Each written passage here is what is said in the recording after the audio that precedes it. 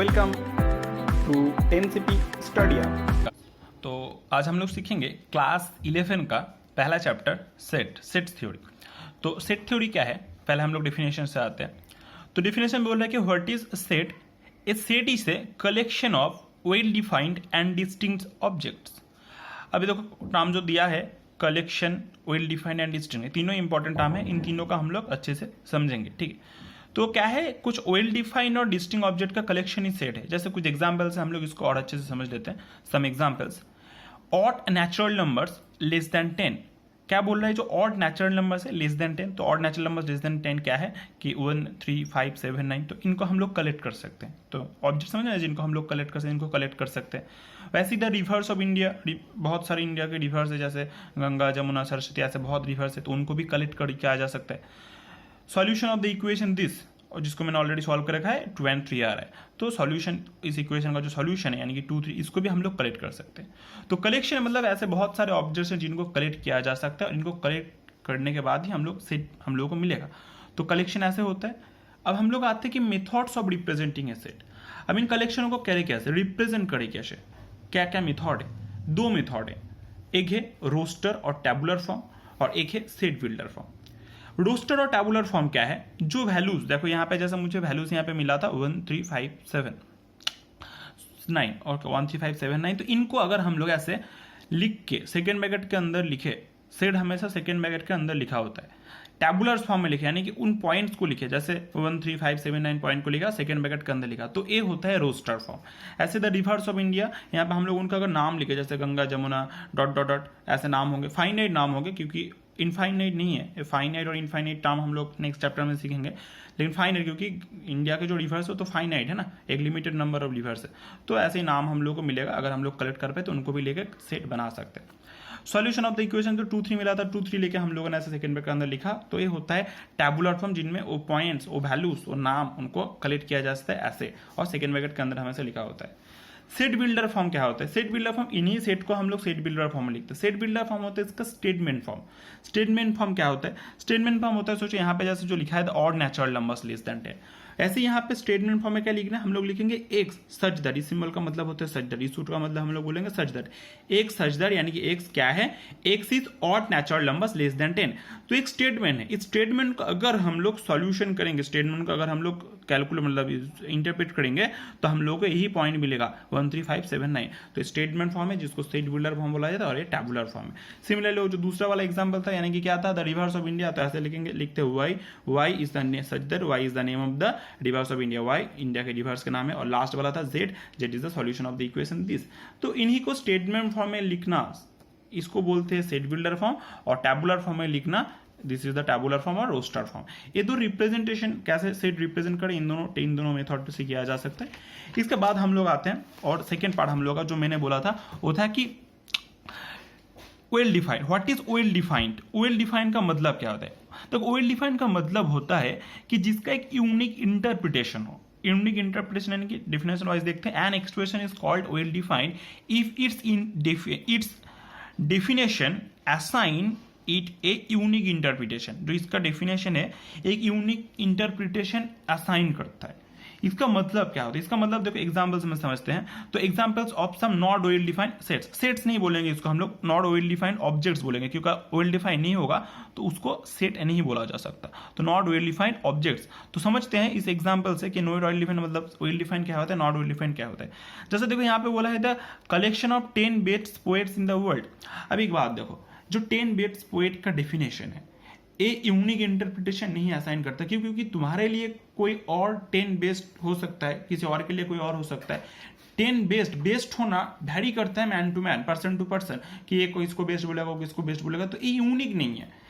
इसी जगह पे अगर हम लोग पहला वाला एग्जांपल याद करें, पहला वाला एग्जांपल क्या था, जैसे यहाँ पे पहला वाला एग्जांपल था कि odd natural numbers less than 10। अगर नेचुरल नंबर्स और ऑड क्या होता है तुमको पता है, तुम इजीली बोल पाओगे कि ये 1 3 5 7 9 आएगा। तुम्हारे लिए भी 1 3 5 7 9 आएगा, मेरे लिए भी वही आएगा। जिसको पता है सभी के लिए इंटरप्रिटेशन सेम ही होगा, एक ही इंटरप्रिटेशन होगा, सब लोग एक ही इंटरप्रेट करेंगे और एक ही वैल्यू मिलेगा।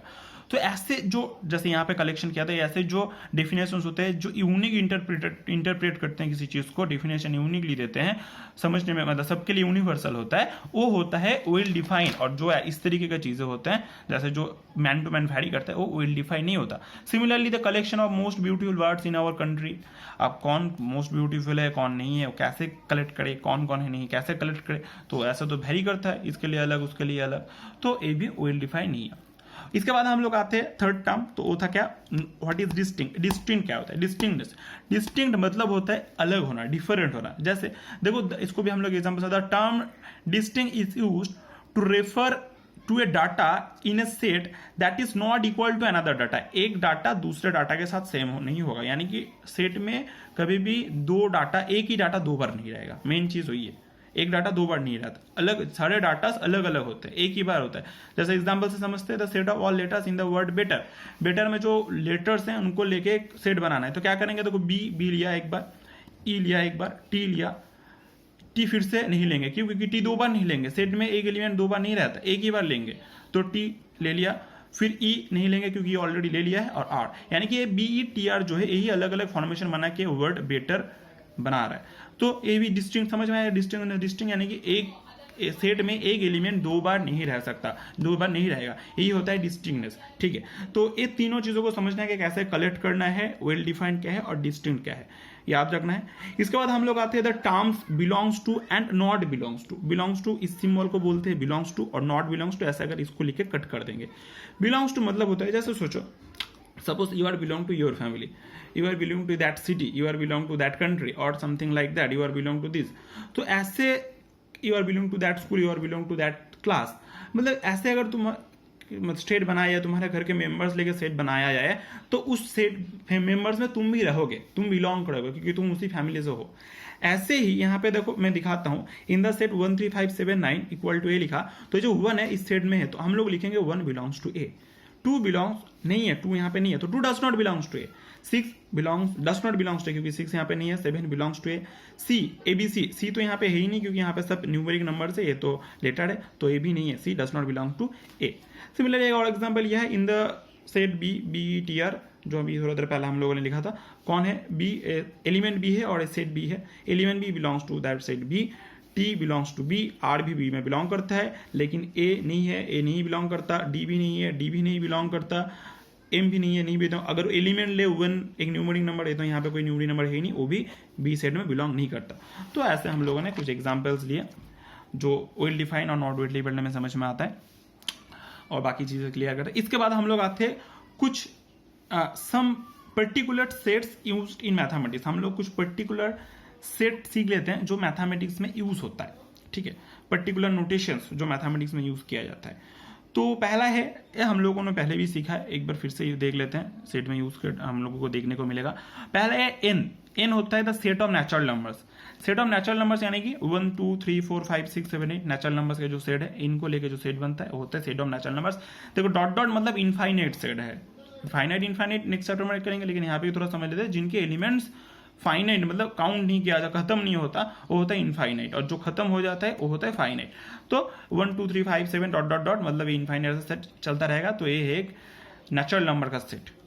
सिमिलरली W होता है the set of whole number, से ज्यादा यूज नहीं होता लेकिन हम लोग फिर भी समझ लेंगे। W is the set of all whole number, सारे होल नंबर्स के जो सेट है। जैसे होल नंबर में नेचुरल नंबर के साथ सिर्फ 0 ऐड हो जाता है, तो 0 1 2 3 4 5 6 डॉट डॉट डॉट। Z होता है the set of integers. Integers कौन होता है, 0 +-1 +-2 +-3 +-4 डॉट डॉट डॉट, ये होता है set of integers. Set of integers दो तरीके से डिफाइन कर सकते हैं उसको, एक होता है पॉजिटिव, एक होता है नेगेटिव। पॉजिटिव यानी कि प्लस वाला साइड, नेगेटिव यानी नेगेटिव माइनस वाला side. Z plus the set of all positive integers, Z plus बोलेंगे इसको, यानी कि 1 2 3 4 5 6 डॉट डॉट नेचुरल नंबर ये आ रहा है। 0 नहीं होता, 0 ना ही पॉजिटिव इंटीजर होता है ना ही नेगेटिव इंटीजर होता है, और अगर Z माइनस देते तो होता नेगेटिव इंटीजर, तो Z माइनस नहीं लिखा, समझ लो। फिर आते हैं Q। Q होता है the set of all rational numbers. Rational numbers को मैंने यहाँ पे सेट बिल्डर फॉर्म में लिखा है, एलिमेंट ना लिख के। तो क्या होता है सेट रैशनल नंबर्स, हमें पता है x is equal to a by b where a and b are integers and b not equal to 0. Okay, तो Q प्लस होगा the set of all positive rational numbers. R होता है the set of all real numbers. Real numbers में सभी आ जाते हैं 0 + 1 मतलब integers है, ए फ्रैक्शंस है यानी कि रैशनल नंबर से, ऐसे और रैशनल नंबर 1/4 दिया है। और भी नंबर से, इरेशनल नंबर से √3 √5 डॉट डॉट डॉट पाई ये सब होते हैं। तो ये सभी होते हैं रियल नंबर, सभी मतलब सब चीज़ें होता है real numbers, rational number, irrational number, फिर नेचुरल नंबर्स, होल नंबर, सब ऐड इंटीजर सब ऐड करके हम लोग को रियल नंबर्स मिलता है। और R+ होता है तो set of positive real numbers, real positive real numbers यानी कि पॉजिटिव वाला साइड, दिस पोर्शन। अब यहाँ पे जो नोटेशंस मैंने यूज किया है जैसे N, W, Z, Z+Q, Q+R, R+, ये सब यूनिक है, ये सब फिक्स्ड, मतलब तुम अलग से यूज नहीं कर सकते। अगर बुक में तुमको R दे दिया मतलब समझना है कोई रियल नंबर का सेट है, तुमको भी यही यूज करना है, तुम अपने अलग से नोटेशंस दे नहीं सकते, तो ये फिक्स्ड है। अच्छा, ये जो मैंने बोला यहाँ तक मेरा सेट का पहला चैप्टर, जो पहला पार्ट था सेट का कॉन्सेप्ट खत्म हुआ, क्लियर हुआ। इसके बाद हम लोग 1.1 एक्सरसाइज करेंगे, 1.1 क्या एक्सरसाइज में कंप्लीट करेंगे, और इसको समझ लिया हम लोगों ने कॉन्सेप्ट। और ये जो मैंने अभी बोला इसका सीरीज, जो कुछ सीरीज बोले, इनको लेके मैं आप लोग चाहे तो मैं और भी अलग से वीडियो बना सकता हूँ जहाँ पे मैं बोलूँगा कि नंबर से, जो सब नंबर से इनका हिस्ट्री क्या है, कैसे इन लोगों का नंबर का आया, कैसे नंबर आया, हम लोगों ने कैसे इन नंबर को इंट्रोड्यूस किया, कैसे कैसे यूज़ हुआ, डिटेल्स में और भी इसका एक वीडियो हम लोग चाहे तो बना सकते हैं। तो अभी ये वाला पहला पार्ट, इसके बाद वाला नेक्स्ट पार्ट में मैं दूंगा आप लोगों को 1.1 एक्सरसाइज का एक्सरसाइज होगा हम लोगों का दूसरा part. Okay, thank you. Thanks for watching. Please like, share and subscribe.